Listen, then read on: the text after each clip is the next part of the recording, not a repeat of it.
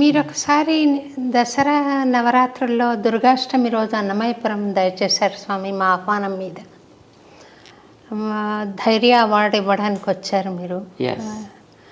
అప్పుడు దుర్గామాతని మీరు మా మేనత్త గారు ఆవిడ అని అన్నారు. చాలా సంతోషంగా, ఒక చమత్కారంగా మాకు బాగా అందరికీ బాగా అనిపించింది స్వామి. వారు మేనత్త అని మీరు అంటుంటే అంతలా ఆత్మీయ భావన ఎక్స్ప్రెస్ చేస్తుంటే నేను చరిత్రను ఒకసారి పరిశీలిస్తే కులోత్తుంగ చోళుడు మన గోవిందరాజస్వామి విగ్రహాన్ని సముద్రం పాలు చేయడం కానీ, ఇలా పాల్కురికి సోమనాథుడు విష్ణు సహస్రనామాల్లో అధోక్షజ అన్న నామాన్ని వక్రంగా వ్యాఖ్యానించడం కానీ బాధ కలిగిస్తాయి. ఇది ఏమైనా మనం విష్ణుమూర్తిని స్మరించడం ఒక పార్టీలాగా అవుతుందా స్వామి? శివుడు కూడా సమానమేనా? లేకపోతే విష్ణువు ఎందుకు అలాగా తోసేశారు వాళ్ళు?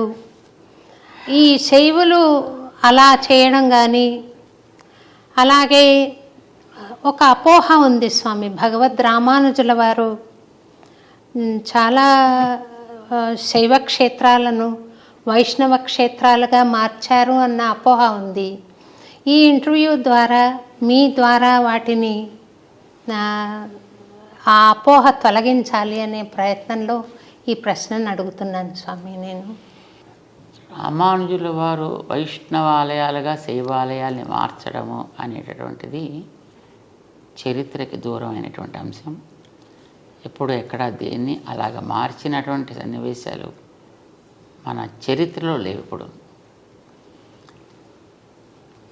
ఇంకా అందులోకి మార్చుకున్న ఉన్నాయి. ఇప్పుడు కులోత్తుంగ చోళుడి యొక్క సన్నివేశమే చూసినట్టయితే అది ఒక అద్భుతమైనటువంటి వైష్ణవ క్షేత్రం. దాన్ని అతను కేవలం శివాలయం కింద దాన్ని కన్వర్ట్ చేయడం జరిగింది. అయితే ఆ చేయడం అనేటటువంటిది వైష్ణవ సంప్రదాయం మీదో శైవ సంప్రదాయం మీదో అవగాహన ఉండి కానీ, దాని మీద భక్తి ఉండి కానీ చేసినటువంటి వ్యక్తి కాడతనం. కేవలం రాజకీయ లబ్ధి కోసం చేసినటువంటి పని అది. అతను కేవలం తనకి రాజకీయంగా ఆనాడు కలగాల్సిన ఒక గుర్తింపుని తెచ్చుకోవడం కోసం చేసినటువంటి పని అది. అనవసరంగా వీళ్ళ మధ్య తను చిచ్చు రేకెత్తించి దాని ఫలితం పొందాలి అని అనుకున్నాడు ఆయన. దానికోసం ఆయన వాడుకున్నాడు చిదంబర క్షేత్రాన్ని. నిజానికి చిదంబర క్షేత్రం అతి ఉత్తమమైనటువంటి వైష్ణవ క్షేత్రం. దానికి చరిత్ర చెప్తోంది. దాన్ని పార్వతికి శివుడికి ఒకనాడు సహజంగా అప్పుడప్పుడు ఏదో చిన్న చిన్న మాట వస్తుంటాయి కనుక ఇద్దరు కూడా మంచి నాట్యంలో అద్భుతమైనటువంటి ప్రవేశం కలిగిన వాళ్ళు కనుక ఇందులో ఎవరు ఎక్కువ అద్భుతంగా చేయగలరు, నువ్వా నేనా అనే పోటీ ఏర్పడ్డప్పుడు మన నిర్ణయం చేసే వ్యక్తులు ఎవరెవరు కావాలి కదా. అంచేత విష్ణువు నిర్ణయం చేస్తాడు. ఎందుకంటే ఆయన నాట్య శాస్త్రానికి ఆది గురువు విష్ణువు.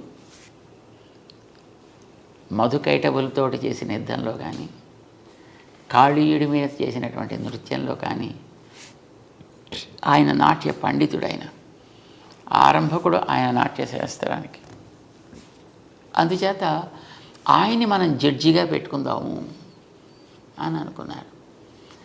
సరే వెళ్ళారు. అందరూ వెళ్ళి విష్ణు దగ్గర ప్రార్థన చేశారు. చేస్తే తప్పకుండా నేను వస్తా. అయితే దానికి ఇలాంటి సన్నివేశంతో ఒక స్థానాన్ని, ఒక మండపాన్ని, సభా మండపాన్ని, దానికి చిదంబరానికి సభా మండపం అని పేరు. దానికి ఒక సభా మండపాన్ని ఏర్పాటు చేయండి. ఒక కనక సభ అంటారు దాన్ని. ఒక బంగారుమయమైనటువంటి సభా మండపాన్ని ఏర్పాటు చేయమని చెప్పాడు ఆయన. ఏర్పాటు చేశారు. ఇప్పుడు ఈవేళ మనం చూసేటువంటి ఆ సన్నివేశం అంతా అప్పుడు ఆయన ఆజ్ఞ ప్రకారం వాళ్ళు చేసినటువంటి ఏర్పాటు. దాంట్లో ఈయన నేను పబళించి ఉంటాను, మీరు చేస్తూ ఉండండి, దాంట్లో నిర్ణయం చేస్తా అన్నాడు ఆయన. సభని నిర్మాణం చేసిన తర్వాత విష్ణువు అక్కడికి వచ్చి అక్కడ ఉంటే అప్పుడు పార్వతీ శివులు ఇద్దరు కూడా పరమేశ్వరులు ఇద్దరు కూడా నాట్యం చేయడం ప్రారంభం చేశారు. ఎంతకాలం చేశారనేది మనకు తెలియదు ఇదమిత్తంగా, కానీ చాలా కాలం జరిగింది. ఇందులో ఎవరు కూడా తీసిపోయినటువంటి వ్యక్తిత్వం కలిగిన వాళ్ళే పోటీగా చేస్తున్నారు. పార్వతికి అంత పోటీ వచ్చేసింది, ఆవిడకి పరమశివుడికి అంత పోటీ వచ్చింది. ఇద్దరు కూడా నన్ను మించిన వాళ్ళు లేరంటే నన్ను మించిన వాళ్ళు లేడు అని అనుకుంటూ బ్రహ్మాండం చేసేస్తున్నారు. కానీ అప్పటికీ పార్వతీదేవి గెలవదు, పరమశివుడు గెలవట్లేదు. కానీ ఇది ఎక్కడో చోట ముడి పెట్టాలి కదా. ఇప్పుడు ఎలా ఉంటుందంటే నాట్య పోటీ అంటే ఇప్పుడు మీరు చూడండి, ఈ జుగళబందీ చేసేటువంటి వాళ్ళు ఒకటి చేస్తారు ఒక ఇన్స్ట్రుమెంట్ మీద, ఇంకో ఇన్స్ట్రుమెంట్ మీద వాళ్ళు అదే దాన్ని మళ్ళీ ఆ రాగాన్ని ఆలపించాలి. సో ఇలాగ ఉంటాయి. సో ఈయన ఒకటి నృత్య భంగిమ ఈయన ఒకటి చేసి చూపించాలి, అది వాళ్ళు చేయాలి. వాళ్ళు ఒకటి చేసి చూపిస్తారు, ఈయన చేయాలి. ఇలా సాగుతుంది అది ఎప్పటి నుంచో. కానీ ఎప్పటికీ దీనికి ముగింపు అంచేత పడుకున్నటువంటి శ్రీ మహావిష్ణువు పరమశివుడికి సైగ చేసి చూపించాడు. ఆయన ఆపమని కాదు, ఇలా ఒక పాస్చర్, పాదాన్ని పైకెత్తి పెట్టే పాస్చర్ని ఆయన చూపించాడు. ఇలా పెట్టవా. ఆవిడ తనకుండేటువంటి సహజమైనటువంటి స్థితిని బట్టి అట్లాగా ఆ ముద్ర వేయడానికి ఆవిడ సంకోచించింది. శివుడు గెలిచాడు అని డిక్లేర్ చేశాడు. ఆ సందర్భంలో నిజానికి అది దేవతల ప్రార్థనతోటి విష్ణు బాబన్ శివుడిని గెలిపించాల్సి వచ్చింది ఆ భంగిమ చూపించి. సరే, ఆ తర్వాత కృతజ్ఞతతోటి పార్వతీ పరమేశ్వరులు ఇద్దరు కూడా అక్కడే ఉండిపోయారు. శ్రీ మహావిష్ణువుని ఆయన పాదాల దగ్గర సేవించుకుంటూ. ఇది ఆ క్షేత్రపు చరిత్ర. చిదంబరం ఇందాక మీరు చెప్పాను చూడండి, ఆ కులోత్తుంగ చోళుడు ఉన్నాడే, అసలు అతను చోళ వంశానికి చెందినవాడు కాడు. అతను ఎక్కడి నుంచి వచ్చినవాడు? అతను రాజరాజ నరేంద్రుడి యొక్క పరివారంలో ఉండేటువంటి ఒక వ్యక్తి. అతను దక్షిణానికి వచ్చి అక్కడ ఉండేటటువంటి చోళ వంశపు ఆవాల్టి రాజుని హతమార్చి దాన్ని తన కైవసం చేసుకున్నాడు. ఆయన చోళుడే కాదు అసలు, కానీ దాంట్లో చాలా గొప్పవాడు అనేటటువంటి పేరు, టైటిల్ అతనికి వచ్చేట్టుగా ఇక్కడ ఉండేటువంటి అర్చకులకి ప్రేరణ కలిగించి వాళ్ళకి ఏం చెప్పాడు ఆయన అక్కడ చేసే ఆరాధకులకి, మనం ఆరాధన చేసేటటువంటి శివుడు విష్ణు పాదాల దగ్గర ఉండడం ఏమిటి, అంచేత అలా ఉండడానికి వీల్లేదు, దాన్ని తీయాలి. ఇప్పుడు జనాలకి ఏముంటుంటుంది, ఏదో ఒక రకంగా నడిపిస్తే ఏ రకంగా నడిపిస్తే ఆ రకంగా వాళ్ళు నడుస్తారు. ఇలాగ వాళ్ళని నడిపించి వాళ్ళకి ఒక ద్వేషాన్ని రగిలించి అది ఉండడానికి వీల్లేదు అని అనిపించి వాళ్ళ చేత తను ఆ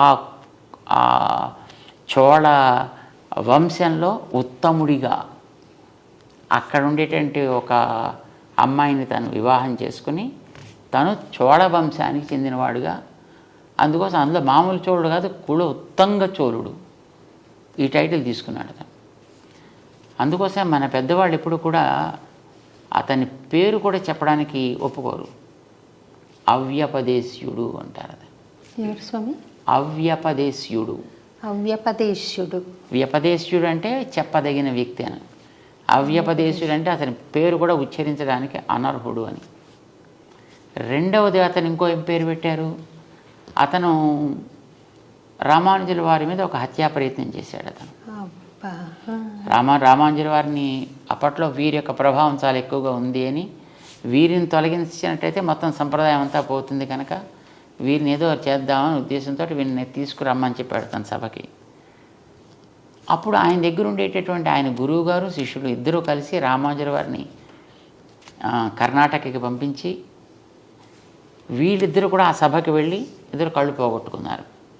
అంటే వాడు విని తత్వం తెలుసుకుందాం అనేటువంటి జిజ్ఞాస కాకుండా తన యొక్క తత్వాన్ని అందరి మీద ఆరోపించేనా వాళ్ళని కన్వర్ట్ చేయాలనుకునేటువంటి వ్యక్తిత్వం అతను.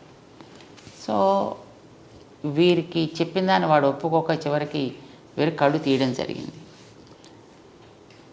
సుమారుగా 20 సంవత్సరాల కాలం రామానుజుల వారు కర్ణాటక రాజ్యంలో ఉండిపోయారు. మేల్కోట క్షేత్రం అప్పుడే ఆవిర్భవించింది అక్కడ. సో ఆ సందర్భంగా తర్వాత అతనికి క్యాన్సర్ వచ్చింది.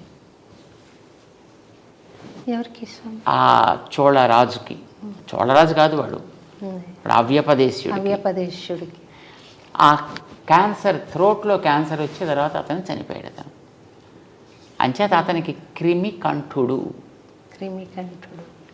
క్రిమికంఠుడు అని పేరు పెట్టారు తప్ప వాడి పేరుతో అతను ఎప్పుడు ఉచ్చరించారు. ఎందుకంటే అతను శివుడు అక్కడ విష్ణు భక్తుడిగా ఆయన పాదాల దగ్గర ఉంటే అక్కడి నుంచి ఉండే ఆ విష్ణువుని తీసి సముద్రంలో కలిపి దాన్ని శివాలయం కింద మార్చి ఇలా చాలా రకాలుగా తాను శైవ ప్రచారకుడు అని అనుకుంటూనే శివుడికి అన్యాయం చేశాడు ఆయన. అంటే శివుడి యొక్క స్వభావానికి విరుద్ధంగా ప్రవర్తించాడు ఆయన. శివుడు పరమ భక్త శిఖామణి. శివుణ్ణి పరమ భాగవతాన్ స్మరామి అంటారు మనకి భాగవతంలో.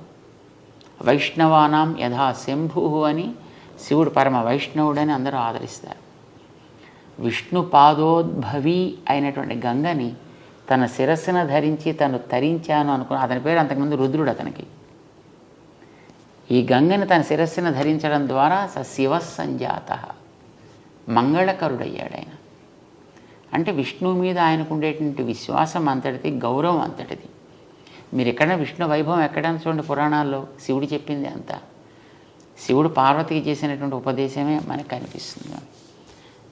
ఆ రకంగా శివుడు ఎప్పుడు కూడా విష్ణు ద్వేషి కాదు, విష్ణువు శివద్వేషి అంతకంటే కాదు. వైష్ణవులు ఎప్పుడు కూడా శివుణ్ణి ద్వేషించరు. కానీ మరి వాళ్ళలో ఎందుకు ఆ రకమైనటువంటి భావం కలిగింది అనేటటువంటిది అది వాళ్ళకే తెలియాలి. ఇది తర్వాత వీళ్ళు ఇలా రేకెత్తించారు. ఇప్పుడు ఈ వెగేనిస్ట్గా మాట్లాడేటటువంటి వాళ్ళందరికీ కూడా వాళ్ళు ఆ మాటలతోటి వాళ్ళు మిగతా ద్వేషాన్ని వాళ్ళలో పెంచుతారు తప్ప నిజానికి వైష్ణవులకి ఎప్పుడు కూడా శివుడి మీద ద్వేషం ఉండనే ఉండదు. శివుణ్ణి పరం భాగవతుడిగా ఎప్పుడూ ఆదరిస్తారు. మన దక్షిణ దేశానికి వెళ్ళి చూస్తే ఎన్నో ఆలయాల్లో శివుడు క్షేత్రాధిపతిగా ఉంటాడు. అక్కడ మీరు దక్షిణ దేశంలో ఉండే పెద్ద పెద్ద వైష్ణవ క్షేత్రాలకు ఎక్కడికైనా మనం వెళ్ళి చూడొచ్చు. అక్కడ శివుడు క్షేత్రాధిపతి, స్థాన నిర్వాహకుడు అలా ఉంటాడనమాట అక్కడ. అండ్ చాలా చోట్ల ఉండేటటువంటి ఈ అమ్మవారి ఆలయాలు ఉంటాయి. అలాంటి వాటికి రామానుజులు అన్ని చోట్ల ఆరాధనలు ఏర్పాటు చేశారు, మర్యాదలు ఏర్పాటు చేశారు. ఇప్పుడు శ్రీరంగం చాలా పెద్ద క్షేత్రం. శ్రీరంగం పక్కన సమయపురం అని ఉంది అక్కడ, అమ్మవారి క్షేత్రం.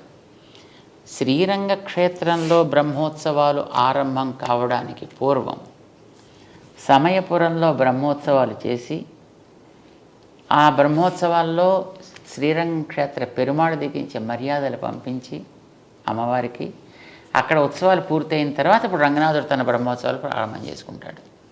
ఇది రామానుజుల వారు చేసిన వ్యవస్థ. ఇలా ఒకటి కాదు, మనకి ఎన్నో చోట్ల క్షేత్రాల్లో చూస్తే కాంచీపురం దగ్గర ఉండేటువంటి దివ్యక్షేత్రాల్లో చాలా చోట్ల అవన్నీ కూడా అక్కడ సుమారుగా 17 దివ్యదేశాలు ఉన్నాయి కాంచీపురం చుట్టూ. ఆ దివ్యదేశాల్లో అన్నిట్లో కూడా పరమశివుడికి జరపవలసినటువంటి ఉత్సవాలని జరిపి స్వామి ఆయా క్షేత్రాలను ఏర్పాటు చేశాడు. అక్కడ మీనాక్షి అమ్మవారి యొక్క ఆలయం మధురైలో ఉండేటటువంటి దానికి కూడా మలయధ్వజుడి యొక్క కుమార్తె ఆవిడ. సో అక్కడ కూడా జరిగే ఉత్సవాలు పక్క నుండి తిరుమాలింజోలయ్య అని అక్కడ ఒక క్షేత్రం ఉంది. అక్కడ ఉండేటువంటి పెరుమాళ్ళు విష్ణుమూర్తి ఆయన తనకి చెల్లెలిగా ఆవిడని భావించి ఆవిడికి ముందర ఉత్సవాలు జరిపించి ఆ తర్వాత తన ఉత్సవాలు చేసుకుంటాడు. అంచేత ఎక్కడైనా సరే అమ్మవారిని, పార్వతిని లేదా పార్వతి అంశగా ఉండేటటువంటి ఇప్పుడు చండి, దుర్గా ఇలాంటి వాటన్నిటిని కూడా తన సోదరిగానే భగవంతుడు ఎప్పుడు భావిస్తాడు. రామానుజుల వారు కూడా ఆ మర్యాదను నిలబెడుతూ ఆయా క్షేత్రాలకి ముందర మర్యాద జరిపి అవి అయిన తర్వాత తమ పెరుమాళ్ ఉత్సవాలు జరిపిస్తుంటారు అన్ని చోట్ల. ఎందుకనంటే శ్రీమద్ భాగవతంలో దశమ స్కంధంలో శ్రీకృష్ణుడు జైల్లో పుట్టాడు మధురైలో. తను తల్లిదండ్రులకి ఇద్దరికి కనిపించి, నేను మీకు పిల్లవాడుగా పుట్టాను, ఎందుకంటే వాళ్ళు పిల్లవాడుగా నువ్వు మాకు పుట్టాను తపస్సు చేసుకున్నటువంటి వాళ్ళు గతంలో. సో నేను మీకు పుట్టాను కదా అని 4 చేతులతోటి కనిపించాడు ఆయుధాలతోటి. ఓ పుట్టావయ్యా జాతోసి దేవదేవేశ శంఖ చక్ర గదాధర. ఇలాగ వాళ్ళంతా అంగీకరించిన తర్వాత అప్పుడు ఆయన, నేను ఇక్కడ ఉంటే మళ్ళీ మీకు ప్రమాదం చేత నన్ను తీసుకెళ్ళి బలాన్ని చోట చేర్చండి, అక్కడ ఒక అమ్మాయి ఇప్పటికే పుట్టి ఉంటుంది, ఆ అమ్మాయిని మీరు తెచ్చుకోండి ఇక్కడికి అని ఆయన ఆదేశించాడు. ఆదేశించినప్పుడు వసుదేవుడు పిల్లవాడిని తీసుకుంటాడు. ఎలా వెళ్ళాలి అని క్వశ్చన్ చేయలేదు, ఇక్కడ భగవంతుడు చెప్పిన ఆదేశం మీద మళ్ళీ డౌట్స్ ఉండాల్సిన అవసరం లేదు అతనికి. చేత వెళ్ళేటప్పటికి తలుపులు తెరుచుకున్నాయి, అక్కడ ఉండేవాళ్ళతో మత్తులో పడున్నారు, వాన పడుతోంది కానీ చుక్క మీద పట్టలేదు. వెనకాతల ఆదిశేషుడు పణాలతో ఉన్నాడు. యమునా నది దాటాలి, మోకాటి లోటులోకి నేల వచ్చేసింది. ఈయన హాయిగా నడుచుకుంటూ వెళ్ళిపోయాడు. దాని మించి ఆ పిల్లవాడిని నందగోపుడికి హ్యాండ్ ఓవర్ చేశాడు. నందగోపుడి దగ్గర ఉండే ఆ అమ్మాయిని తను చేతిలో తీసుకున్నాడు. అప్పటికే ఆవిడ అక్కడ పుట్టి ఉంది. ఆ పిల్లని తీసుకొచ్చి జైల్లోకి మళ్ళీ చేరిన తర్వాత అప్పుడు ఆ పిల్ల కేఆర్మని ఆవిడ ప్రారంభించింది. తలుపులన్నీ మూసేసుకున్నాక కంసుడు వచ్చాడు, తెలిసింది అతనికి. పిల్లని పైకి ఎగరేసి కింద కత్తి పెట్టి దాని మీద కట్ చేసే ప్రవృత్తి అతనిది. సో ఇలా చేద్దామని ఆ పిల్లని ఇలా పైకి ఎగరేశాడు. అది మొత్తం 16 చేతులతో ఉండేటువంటి ఒక శక్తి స్వరూపిణిగా వచ్చి, మూర్ఖుడా నేను చంపేవాడు ఆల్రెడీ పెరుగుతున్నాడు రా అని ఆదేశించి అక్కడి నుంచి అంతర్ధానం అయిపోయింది. అప్పుడు భగవంతుడు ఆమెకి, నువ్వు ఇట్లాంటి ఉపకారం చేసావు కనుక నిన్ను ఫలానా పేర్లతోటి ఆరాధన చేస్తారు, దుర్గా, కాత్యాయని ఇలాంటి అనేక పేర్లతోటి నిన్ను ఆరాధన చేస్తారు అని చెప్పాడు.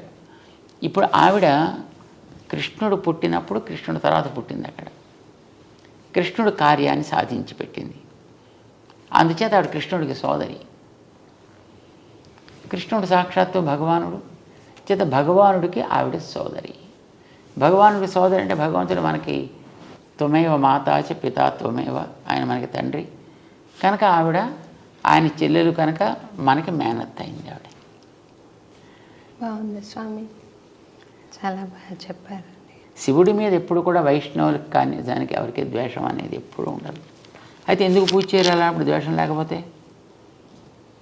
వెంటనే ఈ ప్రశ్న వస్తుంది, ఎందుకు పూజ చేయరంటే ఆయన ఆసుతోషి, కాస్త ఆయనకి కాస్త అనుకూలంగా మాట్లాడిన ఆనందపడిపోయేటువంటి వ్యక్తిత్వం, ఏది అడిగితే అది ఇచ్చేసేటటువంటి మనస్తత్వం, దానికి ముందు వెనక ఆయన చూడు.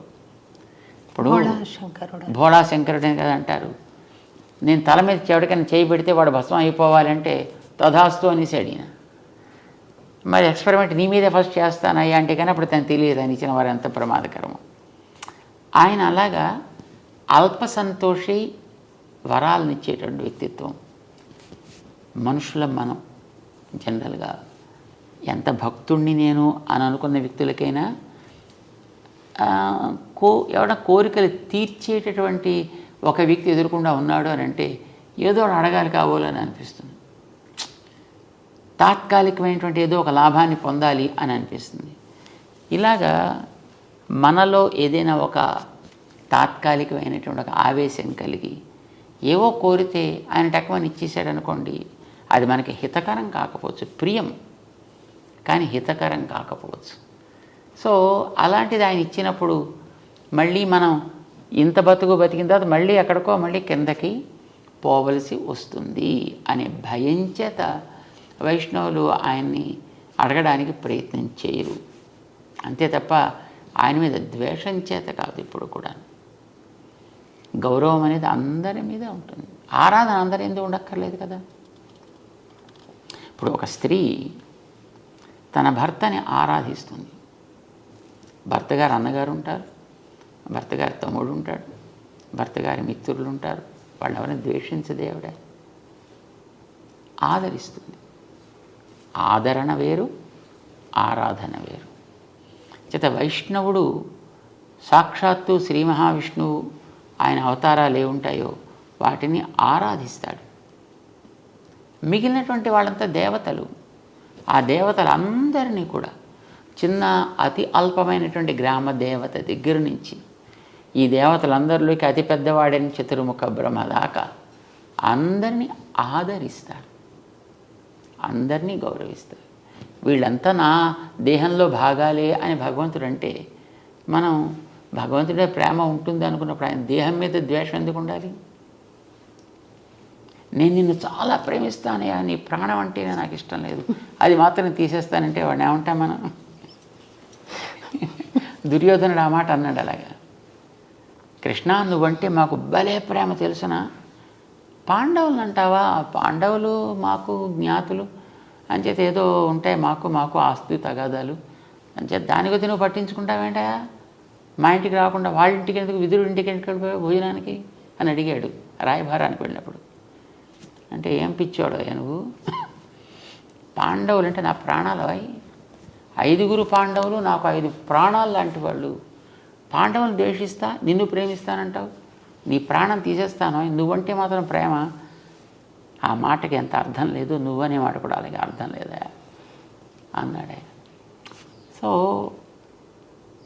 ఎవరైనా సరే మనకి భగవంతుడు దేహంలో భాగాలే అన్నప్పుడు ఎందుకు ద్వేషం ఎందుకు ఉంటుంది? నిజమైన వైష్ణవుడు ఎవ్వడిని ద్వేషించడు.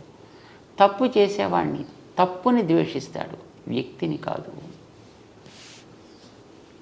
ఎవడైనా చేస్తే అట్లాగా చరిత్రలో మీరు ఎక్కడైనా ఇప్పటిదాకా గమనించండి, ఎవడైనా ఎక్కడైనా ఒక శైవ ఆలయాన్ని విష్ణు ఆలయాల కింద ఎక్కడైనా కన్వర్ట్ చేసినట్టు ఉందా? ఇవి ఎన్నో రకాలుగా మారాయి, వాటిని ఎటు నుంచి ఇటు మారలేదు.